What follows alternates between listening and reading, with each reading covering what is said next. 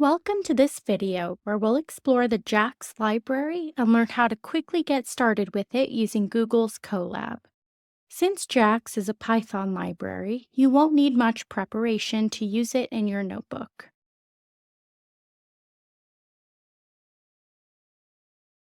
Let's begin by opening a new Google Colab notebook and setting up the installation. The way you install JAX depends on which runtime you're using. One of JAX's powerful features is its ability to work with different accelerators. You can use JAX with any of the runtimes available in Google Colab, and one particularly exciting option is Google's TPUs. For this demonstration, we'll connect to a TPU V5 runtime. After connecting to the TPU, we'll install JAX by running a pip installation command. We'll type pip install JAX TPU as a bash command.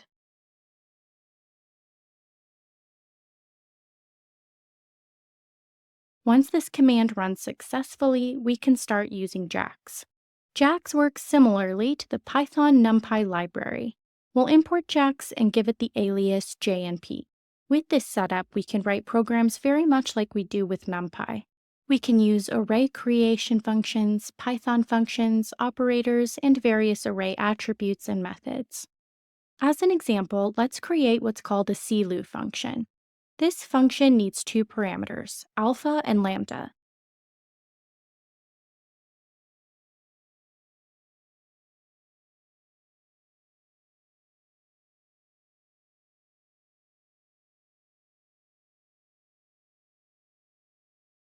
We'll make a range of numbers up to 5 and then print out the corresponding SELU values for those numbers.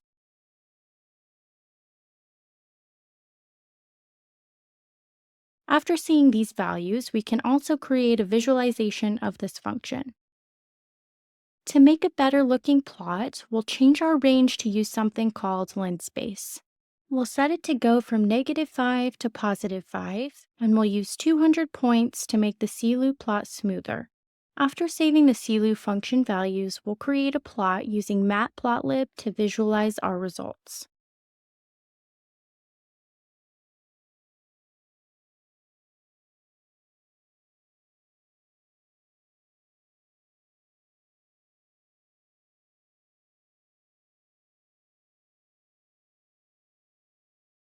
Now that we've created our SELU function using NumPy, like syntax but powered by JAX, let's explore one of JAX's most impressive features. JAX can run transparently on your GPU or TPU, automatically using these accelerators for faster processing. If you don't have either of these, it will smoothly fall back to using your CPU. Additionally, JAX includes a powerful just-in-time compiler that helps optimize your functions. Let's demonstrate this optimization in action. First, we'll set up a random number generator that creates numbers following what's called a normal distribution. We'll use this to time how long it takes to run our SELU function. When timing these operations, we need to use a special command called block-until-ready because these operations are asynchronous. This means they run in the background, and without this command, we would only be measuring how quickly the task gets sent to our TPU, not how long it actually takes to complete. When we time this initial run, we see it takes about half a millisecond or 600 microseconds to complete. Now here's where the power of the just-in-time compiler comes in. We can easily take advantage of advanced compilation optimizations by simply applying something called JIT.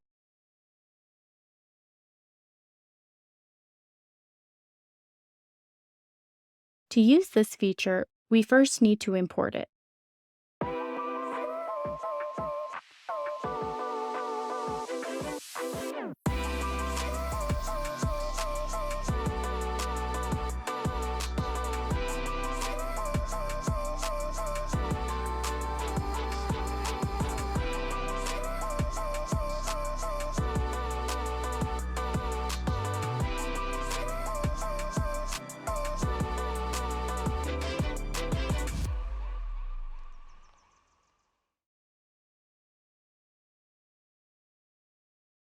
Let's move on to another powerful capability of JAX, taking derivatives using a function called grad.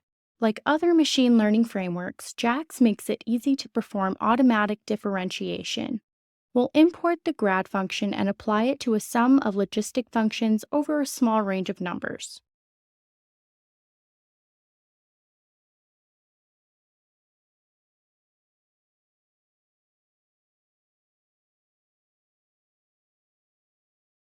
What we get back is a derivative function that works with our sum of logistics.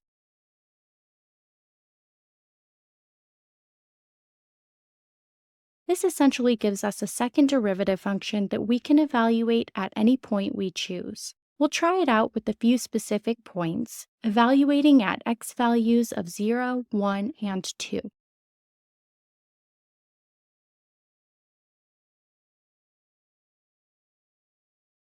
We can take this even further by using what's called the JAX Jacobian transformation. This powerful tool computes what's known as the full Jacobian matrix for vector-valued functions. Let's finish by discussing vectorization, specifically focusing on automatic vectorization using what's called the Vmap transformation or vectorizing map. To demonstrate this, we'll first get a couple of keys for our random number generation.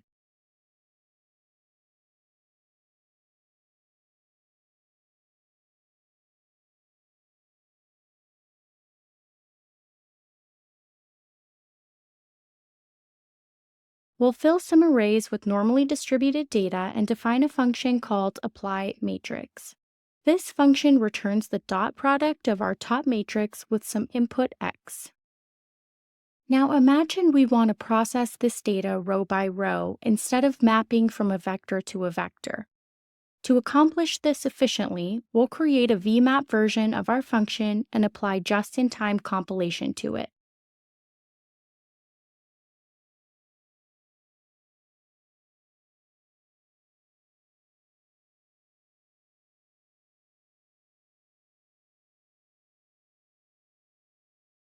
When we run and time this approach, we get a result of about 128 microseconds.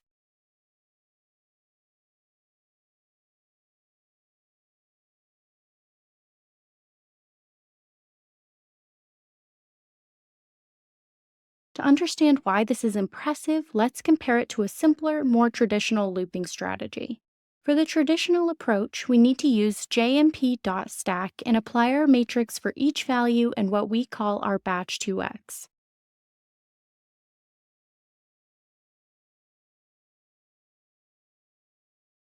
As always, we need to include block until ready to get an accurate measurement of how long the operation actually takes. When we compare the two approaches, we discover that the VMAP-based approach runs more than 10 times faster than the traditional looping strategy. This significant speed improvement demonstrates the power of JAX's vectorization capabilities, achieved with relatively little extra code. By using Vmap, we can dramatically improve the performance of our operations, making it an invaluable tool for processing large amounts of data efficiently.